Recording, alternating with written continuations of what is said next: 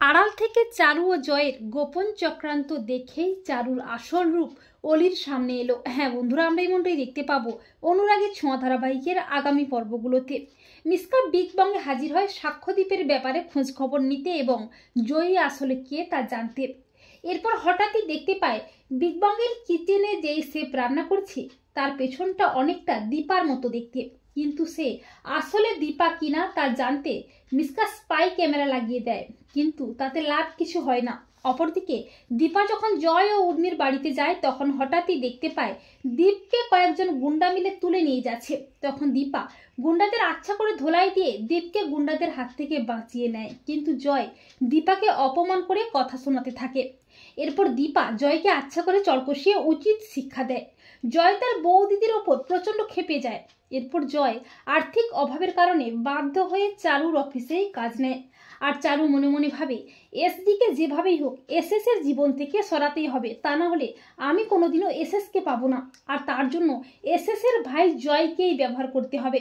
এই বলে চারু জয়কে তার অফিসে ডাকে। পরদিন চারু তড়িঘড়ি করে বেরিয়ে যায় তার অফিসে। এরপর চারু বেরিয়ে যাওয়ার পর অলি বলে আজকে চারুকে না জানিয়ে চারুর অফিসে গিয়ে চারুকে সারপ্রাইজ দেব, এই বলে অলিও বেরিয়ে পড়ে। অপরদিকে চারু যখন জয়ের সাথে গোপনে চক্রান্ত করেছে ঠিক তখনই হাজির হয় অলি। চারুর সাথে জয়কে দেখে অলি চমকে যায়। অলি বলে কাকাই চারুর সাথে কি এত কথা বলছে, এই বলে অলি দরজার বাইরে দাঁড়িয়ে সবটা শুনতে থাকে। চারু জয়কে টাকা দিয়ে বলছে আমি যেমন যেমন বললাম মনে আছে তো, যেভাবেই হোক ওই দীপাকে ফাঁসাতেই হবে, ওকে এসএস এর জীবন থেকে সরাতেই হবে, এসএস এর চোখে দীপাকে নিচে নামাতেই হবে। চারু মনে মনে ভাবে তা না হলে এসএস এর সম্পত্তি টাকা পয়সার মালকিন আমি হব কি করে। চারু জয়কে বলে আর তোমার তো টাকার দরকার তাই না, তোমাকে তো এই কাজটা করতেই হবে।